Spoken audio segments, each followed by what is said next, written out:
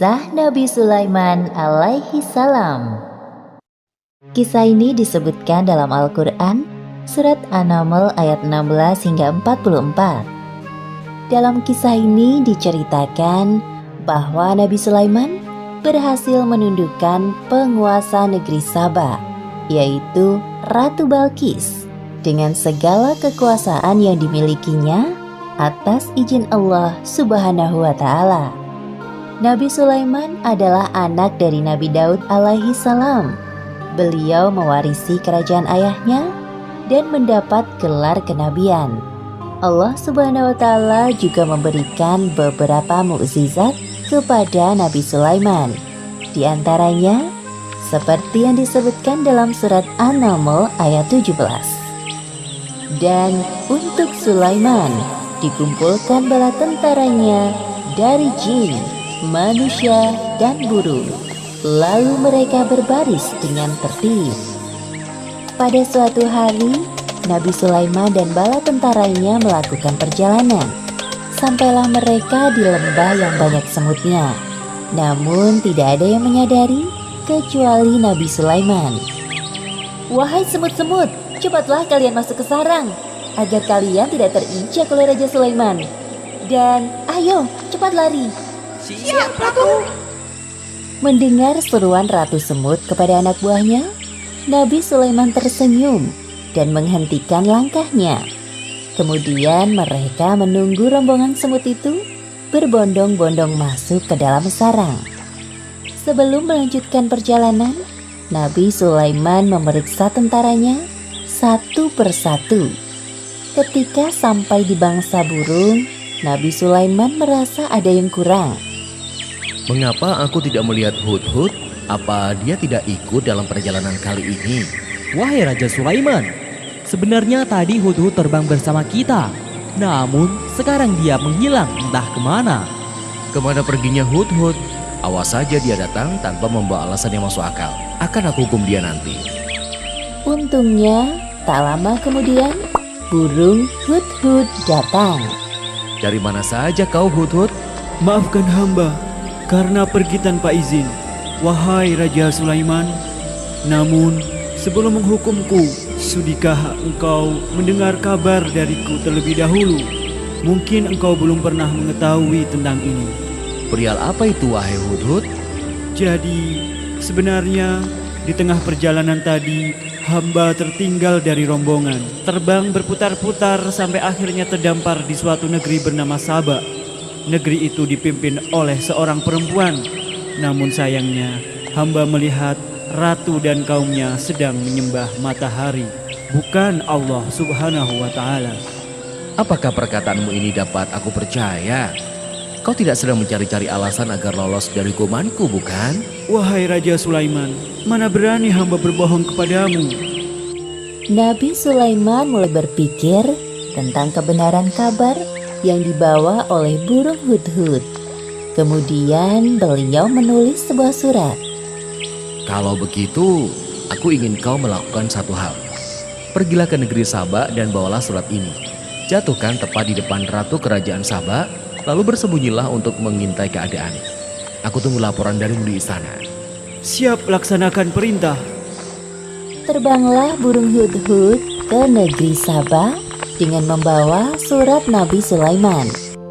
Sesampainya di kerajaan Saba, burung Hudhud terbang ke dalam istana dan menjatuhkan surat di depan singgasana Ratu Balqis.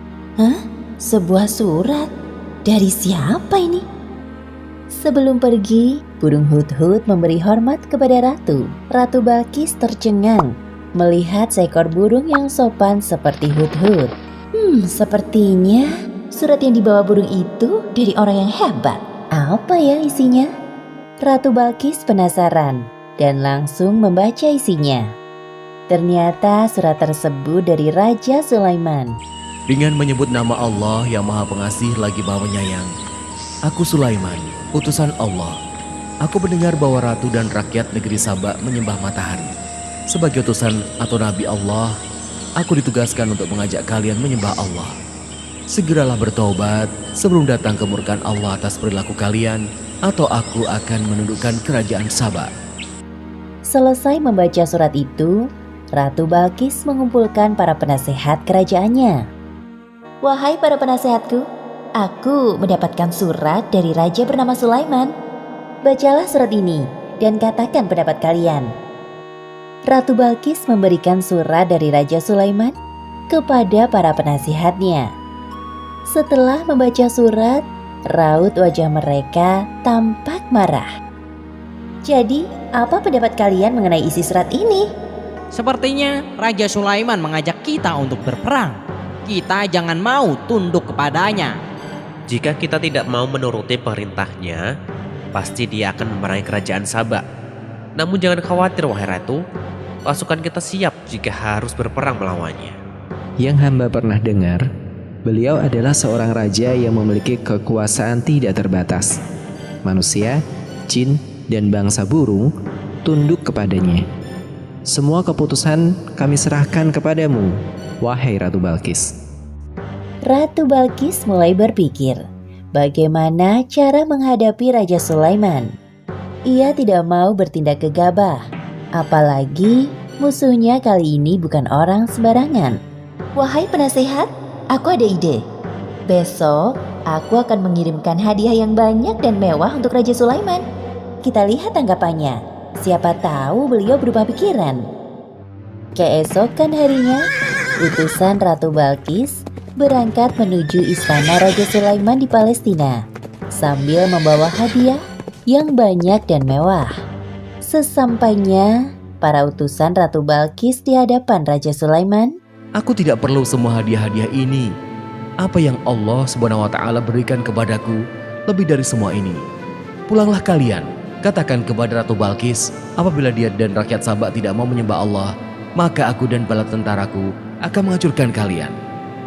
Baik, wahai Raja Sulaiman, akan kami sampaikan pesanmu kepada ratu kami. kedua utusan itu pulang ke negerinya dengan perasaan sedih dan takut. Mereka segera melaporkan apa yang terjadi dan pesan dari Raja Sulaiman. Kemudian, Ratu Balkis mencari cara lain untuk menghadapi Raja Sulaiman. Jika nekat berperang, jelas pasukannya akan kalah telak. Wahai para penasehatku, siapkan pengawal untukku. Aku harus turun tangan langsung kali ini untuk menemui Raja Sulaiman. Siap wahai ratu. Tak jauh dari istana, tampak burung hut-hut mendengar percakapan mereka.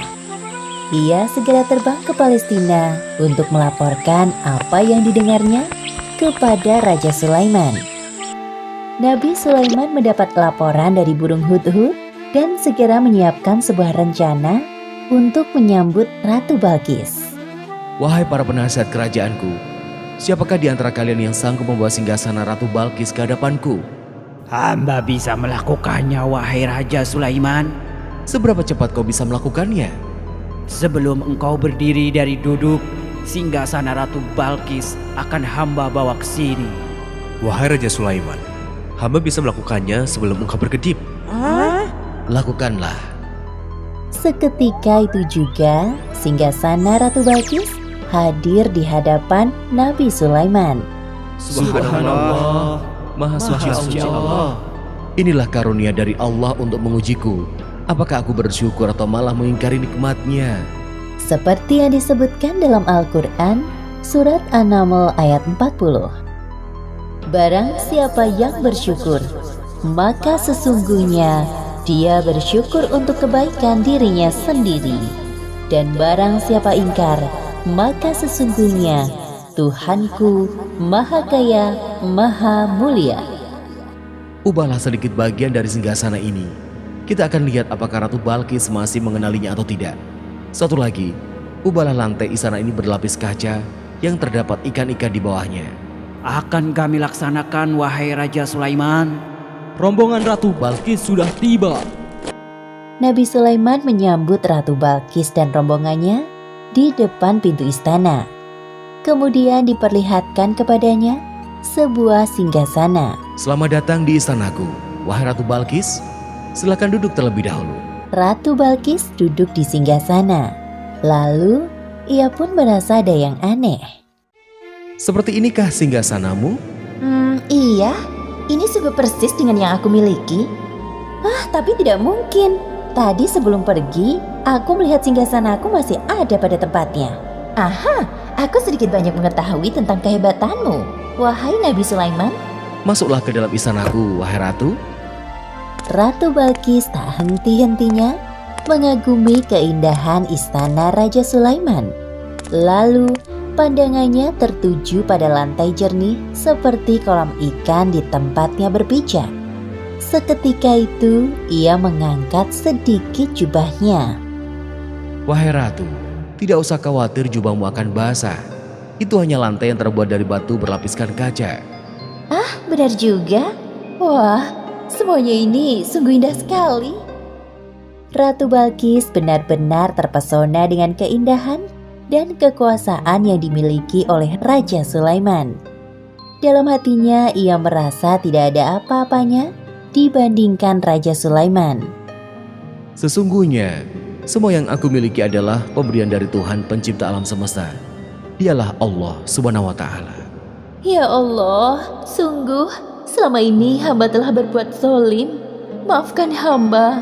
Mulai saat ini hamba berserah diri kepadamu, Tuhan pencipta alam semesta. Demikianlah akhir kisah Nabi Sulaiman alaihi salam. Beberapa pelajaran yang dapat kita ambil dari kisah ini diantaranya, pertama, hendaknya kita bersikap rendah hati dengan segala kehebatan yang dimiliki, seperti sikap yang dicontohkan oleh Nabi Sulaiman. Kedua, bersikaplah lemah lembut kepada semua makhluk Allah. Dan ketiga, hendaknya kita selalu bersyukur atas karunia yang diberikan Allah dengan cara mengingatnya. Karena semua yang diberikan Allah kepada kita adalah titipan yang kelak akan dimintai pertanggungjawaban di akhirat. Wallahu a'lam bishawab.